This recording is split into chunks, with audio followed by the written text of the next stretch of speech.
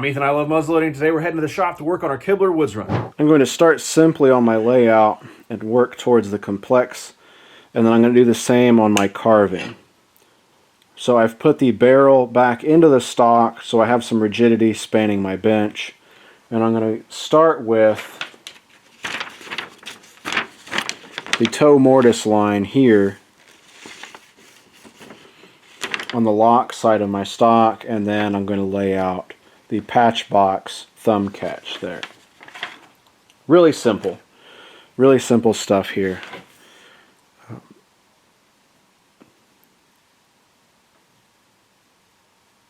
A lot of this will be informed probably by chisels.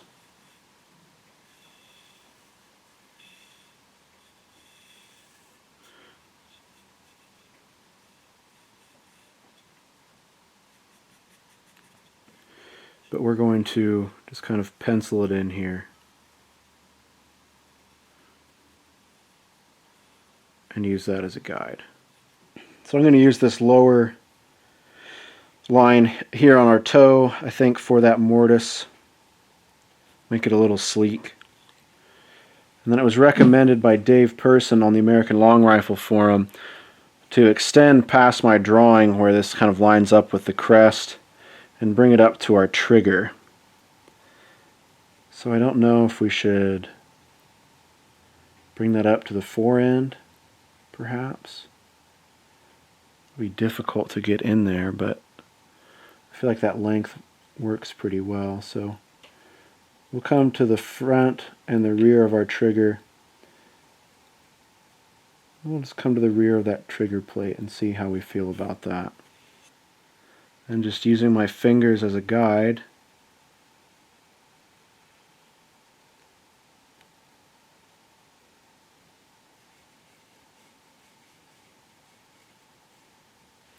I learned that from Wayne Estes and Mike Brooks. And then while we're on this side, we can play with our fore end molding. So my goal here is to bring a molding along our ramrod channel between these pipes. So we'll go ahead and set my finger guide. We can use our scraper here. I'm going to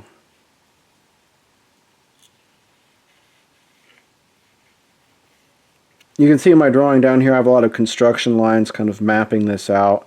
I use these as kind of a basic guide to start rough and then get down into the detailed side of things. Basically want to put this squiggle carving, basically want to put this chip carving in between these two pinholes.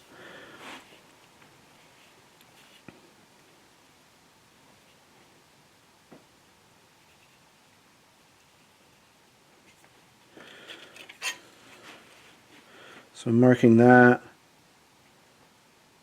We're going to come in just a little bit.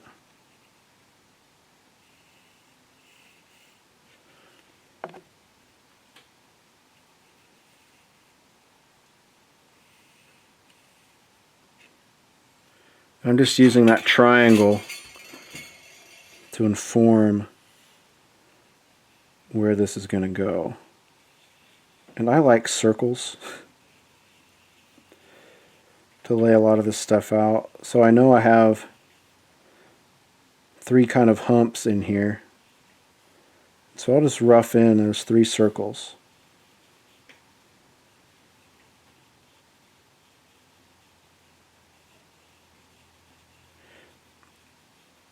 And I'll use those.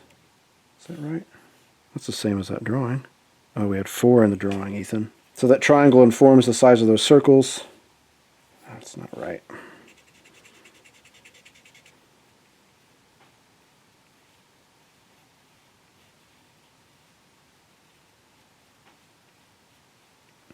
There, I'm a little happier with that.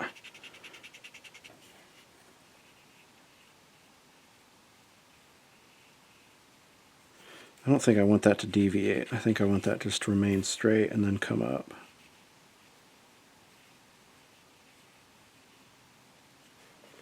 Like that. Looking at the stock from the bottom up here, we can match our length sketches that we have here. kind of go across there, just so we have a little bit of an idea of keeping them relatively even as we span across here.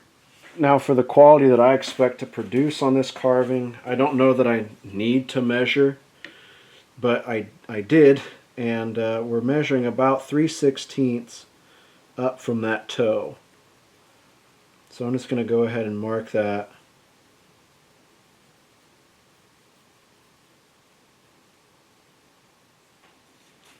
On the stock, just so that's relatively even.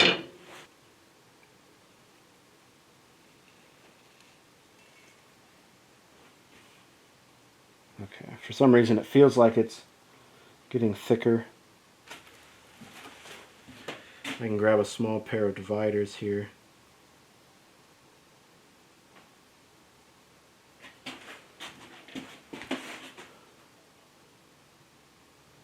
And double check, and we're not actually any farther off.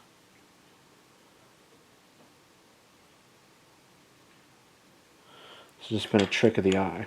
Okay. And that might be bad to go ahead and use those dividers like that, because it does, or it can put a line into the stock, but that line is a lot more precise than my pencil line. So I can just kind of set that lead in there and follow it. So our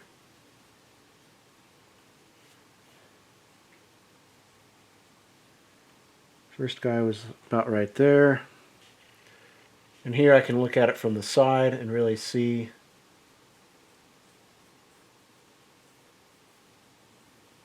both sides at once, which is handy. I think on both we need to make that a much more gradual taper, perhaps. I'm going to lay all these on here and then step away for the night. Come back kind of fresh and make decisions on stuff like that. While we're here, we can go ahead and lay out this chip carving here. So I'm just using that. The beginning of this curve for the pipe, I'm just using that as a guide. And then I'm kind of using the base of that as a guide too. So we were going up.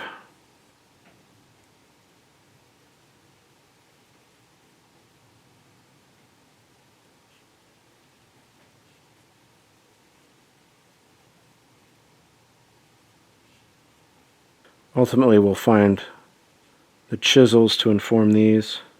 I like that longer tail we have here before that. I want to try to remove a lot of these muddy lines so I know what I'm actually doing once I get ready to carve. Get rid of these so they're not confusing later.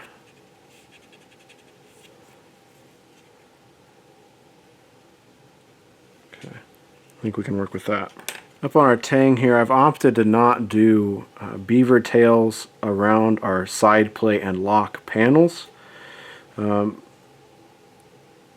It's just something I'm kind of playing with, and it seems appropriate. So I'm coming in here, and I'm just putting in a couple guidelines here to help me build out what I've got drawn. Now I think it would behoove us to put in a center line of sorts.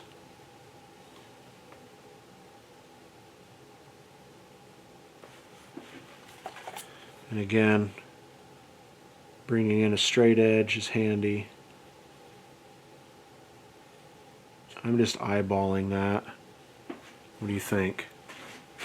It's not quite straight, is it? I keep darkening that wrong one, don't I? Okay, we're just going to take it out. This is where an Eversharp, I think, would be probably optimal. Close enough for horseshoes and hand grenades and Ethan's long rifle carving. So I'm bringing those back around. Now I've got my drawing here where I can see things. I'm kind of halfway I'm right-handed, so I've shifted position here a little bit so that I can see all of this better.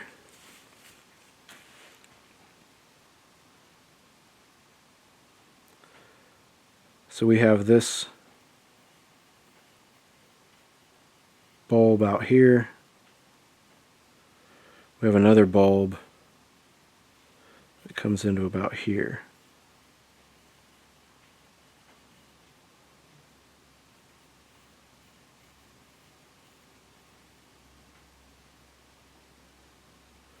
We have these lines.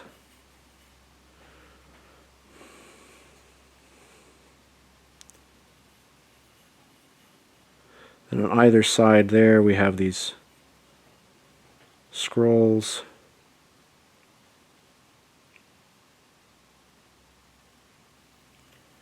Gonna draw a smaller circle in there. Represent that curl.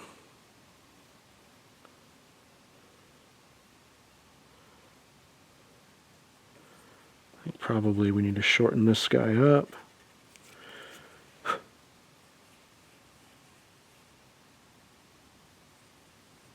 And elongate that main bulb.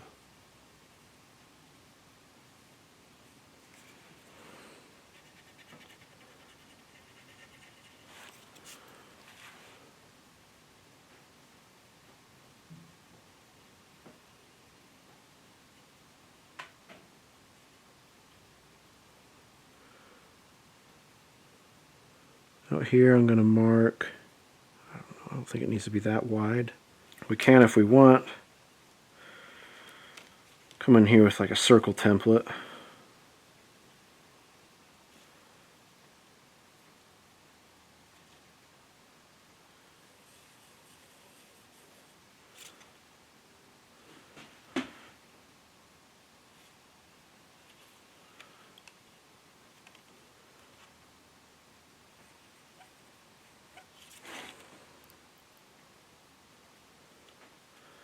Kind of aid that curve.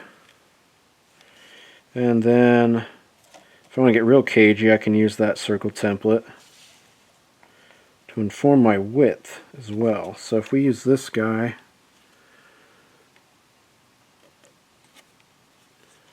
we can kind of flex that.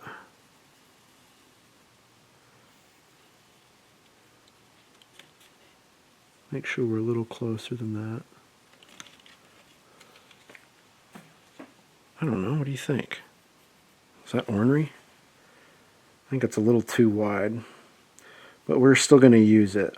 So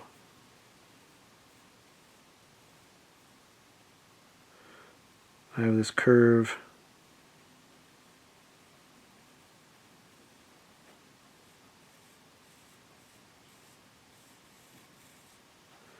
Coming out, and then we're going to loop it back through. And we're going to join up with this. So I'm not using the beaver tail.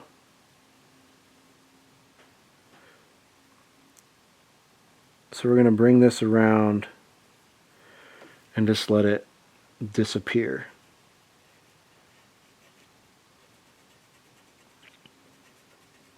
Up here at the breech.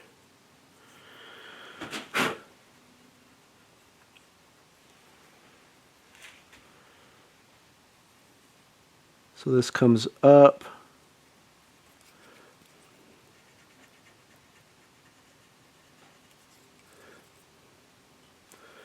It's one thing to draw this on paper.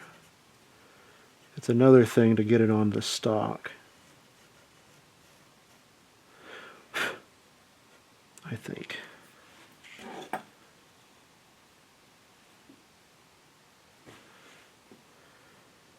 Okay.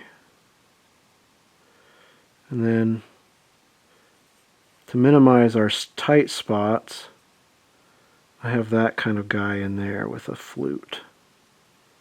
Try to make that a little easier to carve. We'll see if that works though. And then these come down into there.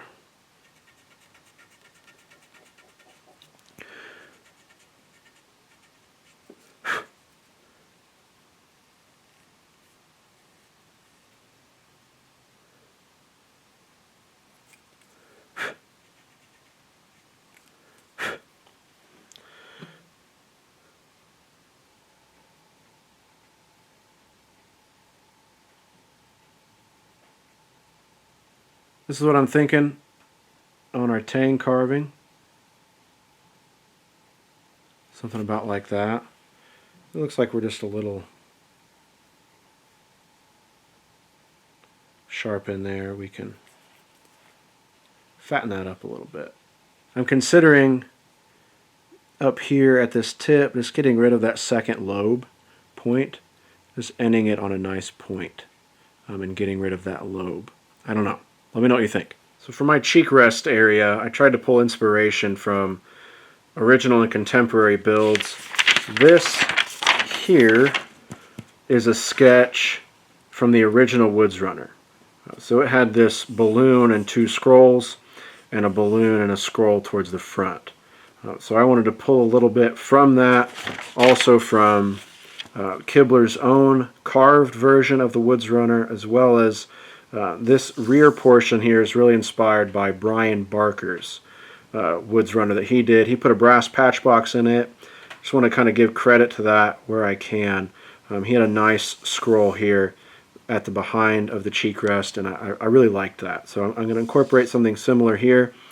I've got kind of echoing shapes forward and to the rear of that cheek rest. So I have a scroll that doubles back on the direction of the line, and then I have another scroll that comes out around that.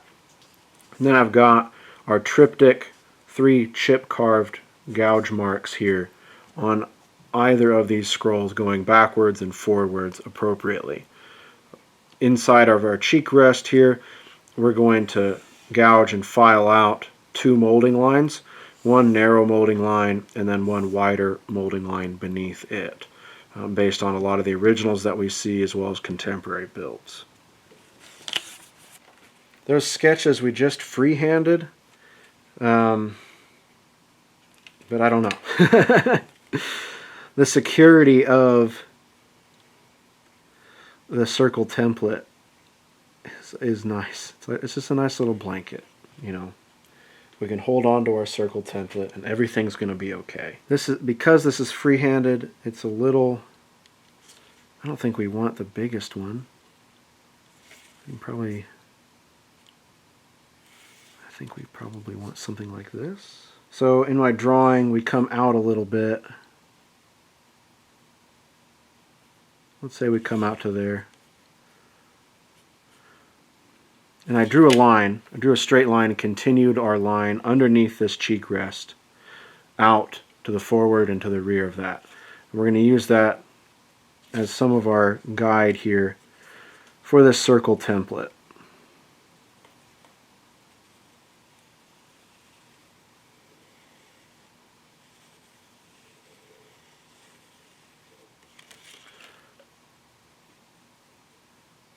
I'm going to put 2 lines there to mark that center. And I don't know. Should probably keep that indexed to that flat line, right? It's kind of like that. And then to the inside of that, we have a smaller circle. And this probably isn't the technically correct way to do this. And it comes in, it comes over, so maybe we go a little bigger. Let's just go down one. Let's just throw that in there. Let's see what that looks like. We'll clean that up a little bit.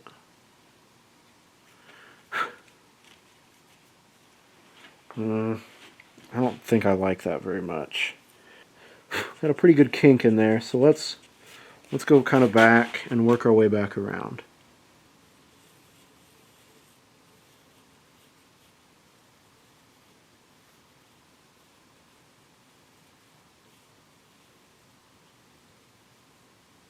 Again, I want to get rid of that messy line. I think we can make that work. I'm trying to look at this from different angles. So I think we're a little bit looser than we are in the drawing. In my drawing, yeah.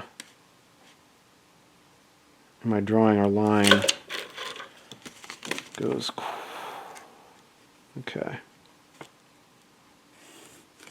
think that is part of why we're not seeing the tightness that I'm expecting. That's okay, I think, right? Tricky.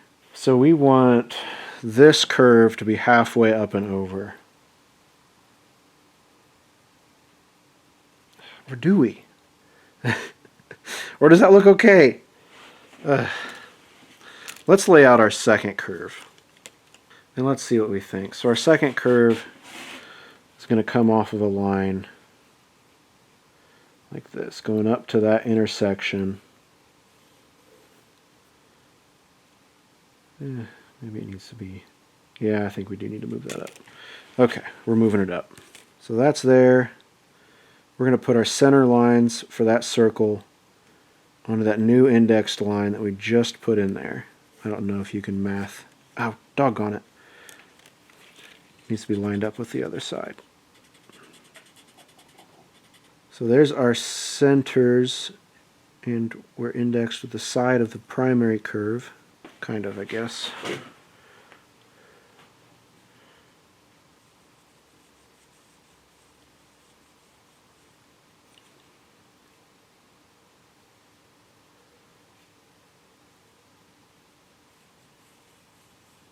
We're committing to removing you, bud. Sorry. We spent a lot of time. It wasn't right. What do you think of that? I guess you're looking at it at an angle. I don't like that.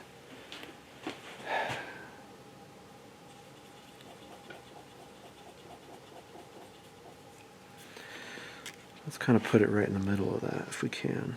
So we have this guy here coming around. At this point, I essentially abandoned the circle template. I saw it as a security blanket, but it didn't really work out the way that I wanted to, and it was causing a lot more issues for me for this layout. It kind of took away the intuitive nature that I was going for with it. I just didn't feel good trying to use that template, and I'm still not very happy with that main scroll coming off of the cheek rest. So I go back to kind of flying by wire and going with my gut here, using just the pencil and the eraser and some of the guidelines I've set up on the stock to start to establish these scrolls, doing it by feel and just by look. I'm not saying that it's perfect. I'm not saying that it's totally right, but I am much happier with the process that I went through, and I feel better about it. I'll occasionally bring that circle template in to kind of give me a guide as I wrap around for these scrolls, but you'll see I really rework that area a lot, kind of bring it around to a more hand-drawn look, trying to get it away from feeling so rigid. I'm taking a lot of steps back while I'm doing this, trying to get my eyes to stop focusing on just one scroll and start to see the whole stock as an ensemble. Ready to move on from the rear scrolls, I lay out some cheek piece molding with the circle template as a straight edge. I'm planning on doing one incised line and then one kind of rounded line below it on this cheek rest to give it a little definition. Forward of the cheek rest, I try the circle template again to get me started, but I find myself not liking where it's going, and I revert to just using the straight edge function really on the side of the circle template. From there, I'm working and reworking these lines, trying to get it to feel the way I want. This primary scroll here I think is important, or at least it felt that way for me, because it kind of informs the flow of this carving. So I'm going to use that initial scroll to inform the shape as we move forward into that second scroll in front of the cheek rest.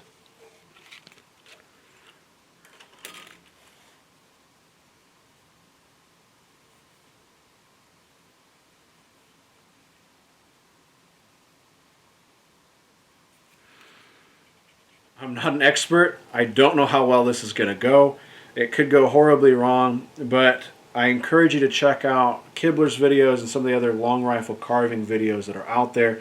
I've been watching and rewatching them, kind of studying technique, and then I've also been going through the American Long Rifle Forum and trying to read as many topics on there about carving as I can to get some fresh perspectives. all in all, I think as far as a beginner goes and what I'm trying to do and the advice that I've been given is less is more, especially when you're new to this aspect of building like I am. So I am going to do a minimal amount of carving on here. It's not going to be extravagantly carved, and I'm going to make it as simple as possible to go along with my skill level. Based on my research, there are kind of 3 key things to consider when you're planning carving on a muzzleloader kit. The first being the era in which the muzzleloader you are building was built. The second being the location in which the muzzleloader you're building has been built. And third being your personal skill level. So something that I am comfortable doing, you might see as very rudimentary and basic, or you might see it as going too far. I'm just going into this based on my skill level and what I think I can execute. We're going to see if I can do it or not.